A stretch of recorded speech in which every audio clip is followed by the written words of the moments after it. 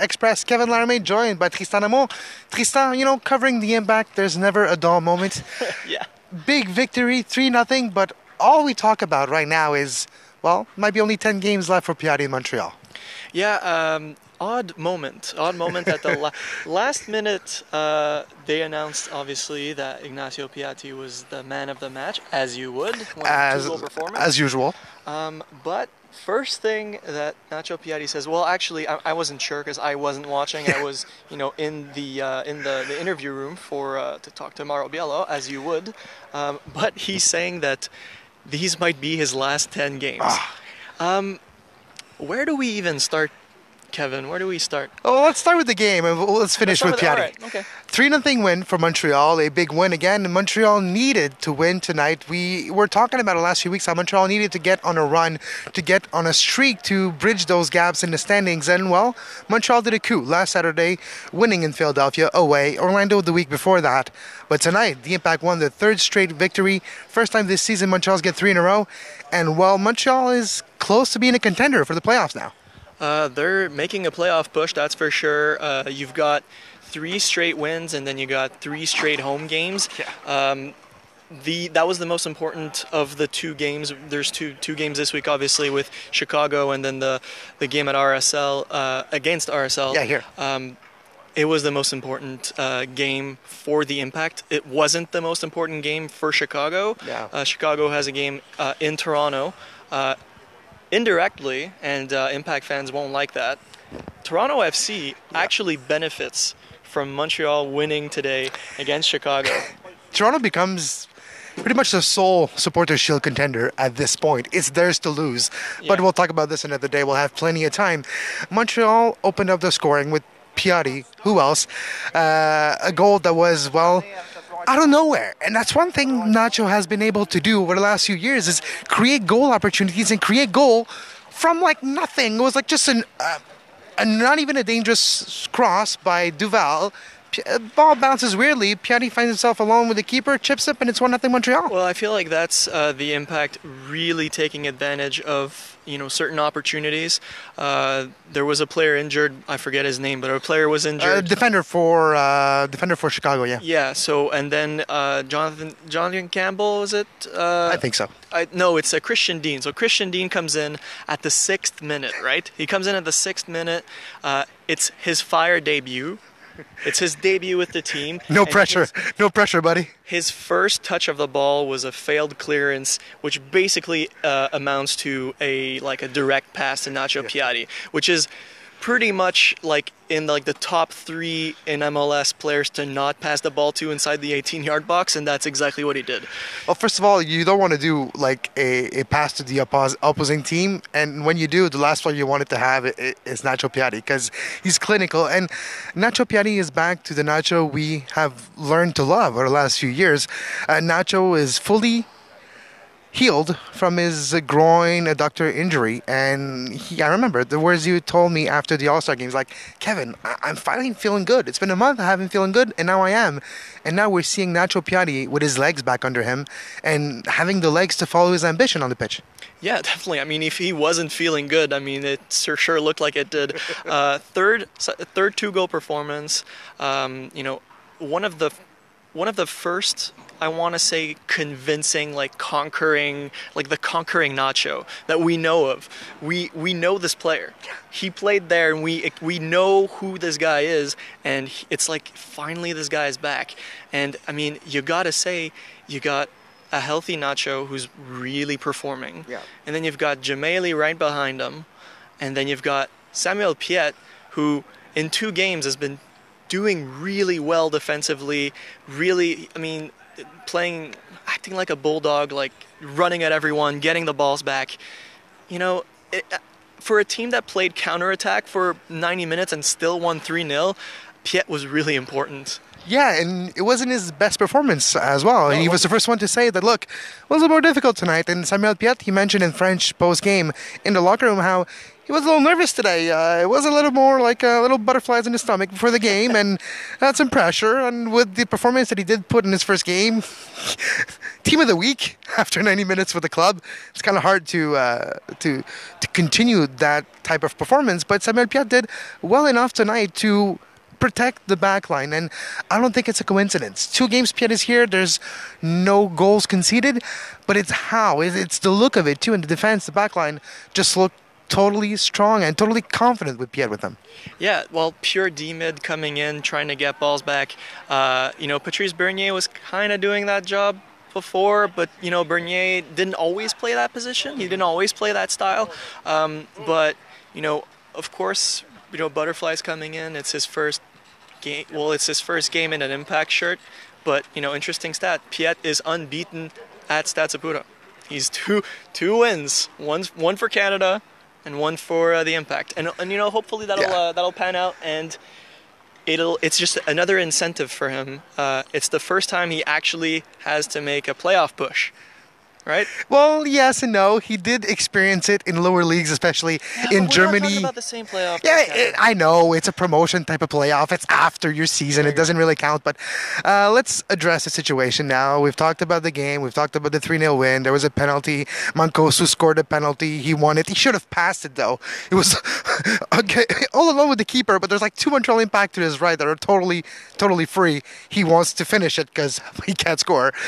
He doesn't score, but gets a penalty called, and with that penalty, Piatti let him take it, and the monkey off the shoulder. Yeah, that's pure class. I mean, he could have had a hat-trick game, and he lets Mancosu, who, let's face it, won that penalty. Yeah, he deserved that penalty, it. Yeah. Running on that left side. Maybe you got to give it a little to Lamson to dive on Mancosu, who is a really cold striker right now. He basically snapped a 9-game goal drought. But 2 months. And I think, Kevin, since we started this whole video thing or podcast, well, it's both. Yeah, pretty much. So video podcast thing, I don't think I've ever said Matteo Mancosu's name, and I feel like that's kind of important in a way, because you've got a guy who, according to the MLS Players Union, is earning $700,000. He is should be the most important player, one of the most important players according to the payroll. A should be DP, thanks to Gam and Tam, he is not. And of course, and thanks to that, but having a guy who is so cold but yet starting pretty much every game, finally get a goal, and then you have every other player around him playing really well and having kind of hot streaks, except for maybe Dominic Oduro on the right side. But again, he didn't have his worst game today. Well, he didn't score, but again, opportunities are there, and we can't ask Oduro to do things that Oduro doesn't do, which is either finish or accurate passes. Dom will do what Dom does, and we shouldn't expect anything other than that, and sometimes I think we do. But back to Mancosu, I think Mancosu is that player that we kind of love to hate. I know there's one player always in all of the editions of the Montreal Impact that we just love to hate, and I feel like Justin Braun. Exactly, and look, it's a PK. That's fine. It's still a goal, and you know what? Maybe that's the thing that just ignites something within Matteo Mancosu, because the guy's going to have service. That's just the way the Impact plays, especially if they play counterattack. Yeah. And if he starts his hot streak again, I'm not saying he will, but potentially we'll see a little bit of what happened in the playoffs last year. True. Don't forget about that, guys. Yeah, Mancosu's a streaky type of striker where he's going to score a bunch of goals close together. All right, we've talked about the game. I think it's time to talk about what ignited the stadium at the end of the game, and that's what the Nacho Piatti comments live to the fans after the game, saying, "Oh well, it's potentially my last 10 games with the club." And the silence went over the crowd. Like, did he just say that? I thought he were negotiating. Well, I think it's more complicated than maybe just his last 10 games. Yeah, I think, it's this situation where the Impact can't really catch a break in terms of transfer rumors and transfer, I guess... unhappy players who maybe want more money. Yeah, they were just off of Balu Tabla's whole deal, and now they have Nacho Piatti to worry about. All credit to Gemelli. He came in. It's still a recent acquisition, but Nacho Piatti is the best player on this team. Oh yeah, by far. He is the goal scorer. He has carried this team on his shoulders for a little while, and on his groin, I would say too. But yeah, and it's a real tricky situation. well, here's the situation. Okay, so here's what we know. Nacho Piatti mentioned after the game in the locker room, his post-game scrum, saying, look, I want to stay here. We're negotiating. It's not between me and the club. It's between my agent and their president. Those were the words that he used in French after the game, saying, look, guys, I would love to stay, but this seems to be my last 10 games. If that is the case, though, let us think for a second. Technically, his contract is up until June 2018. So if this feels like it's his last game, either there's maybe a potential agreement where if Montreal's not going to re-sign him for the entire season next year, maybe they're going to be trading him, maybe transfer him, maybe get some value out of Nacho Piatti for the last 6 months of his contract. Because, well, technically his contract is up until June 2018. But Piatti mentioning maybe his last 10 games. So we're trying to read between the line here, but this seems to me like a negotiating tactic by Piatti and his agent. Oh, of course. It's a similar game to what Balu was doing. I mean, it's this thing where some players decide to make specific things in order to maybe alter some negotiations.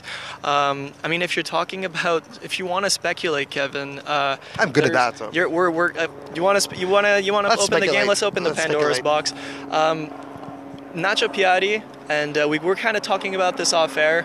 Nacho Piatti is worth the places where Nacho Piatti is worth the most. It's two places. Well, they have to speak French or... No, it has to be either MLS, within MLS, where people know that he is like a top 5 player in the league, or it's Argentina. Yeah, and if we're saying Major League Soccer, I don't think we can say like Columbus, Colorado. No.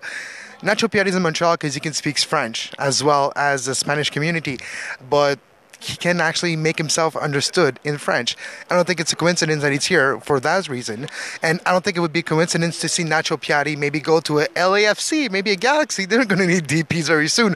Or I was going to say Miami, maybe Orlando, or a place where Spanish is being used for the team. I wouldn't be surprised to see like top 3 possible destination for Nacho Piatti right now. If I'm speculating, is Atlanta, LA, or LA?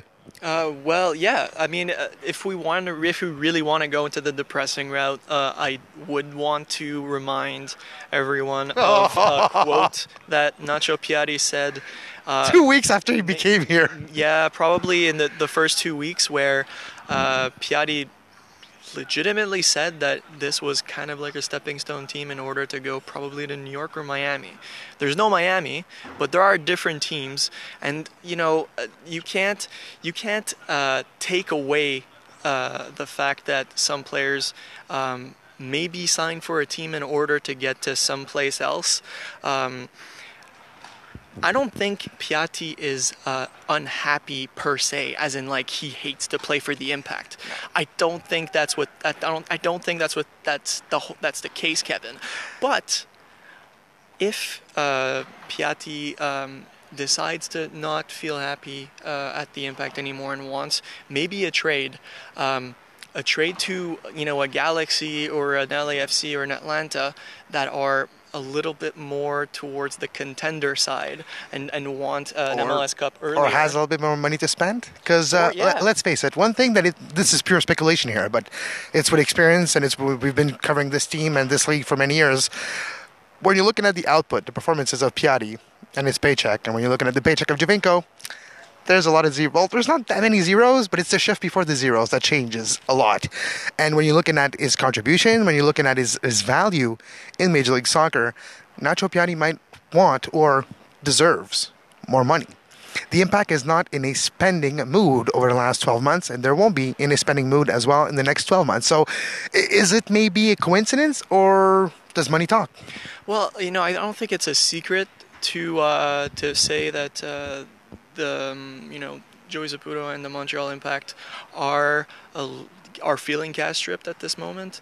I don't think it's overstated, and I think that if I'm an MLS GM or an MLS owner, or if I'm an MLS GM, I'm going up to the owner and potentially ask if there's space for Nacho Piatti long term, because the trade deadline's over. It's not happening. And I would be, hugely surprised to see anything happen before the end of the season. That said, maybe at the draft, maybe somewhere else down the line, down the season, when the season's over, maybe a trade happens. And here's I don't know how much time we still have, but here's my question. Whatever we want, yeah. Dom Dwyer broke the record for the amount of money, general allocation money and target allocation money. Well, traded in MLS, traded in exchange for a player. I think, Kevin, that Nacho Piatti could annihilate that record that Dom Dwyer just set. It would be interesting to see how a trade with DP would work in this convoluted league when it comes to salaries and trades and how things are done. That would be interesting to see a trade of that magnitude happen. I don't know exactly, because we never know exactly with MLS. That's kind of like the MLS slogan. You never know exactly. Maybe yes, maybe no. We'll see. That said, if you do have an international transfer, I don't know how much money MLS takes from that transfer. And it's about to change as well, by the way.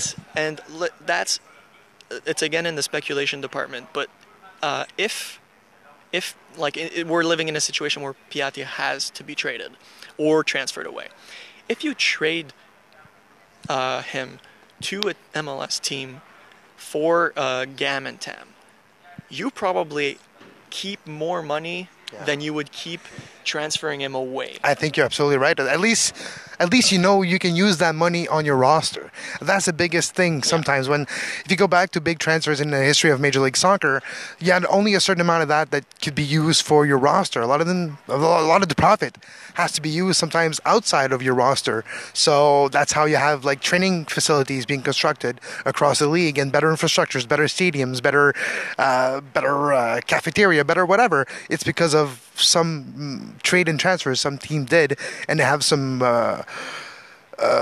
expendable income, and they have to use this income and that money only on infrastructures and on players. So that's why you see teams like but teams that are not necessarily having the best player, but like RSL is a good example for that. But a good example of that, I know he's a homegrown player, but the sell of Matt Miazga to Chelsea, I think the number, if I'm not mistaken, the number that New York Rebels were allowed to keep in order to spend on players was $750K. It was something. It was below $1 million, and he was sold for a few millions. And he was sold for $5 million, and the rest was mainly used to further development elsewhere.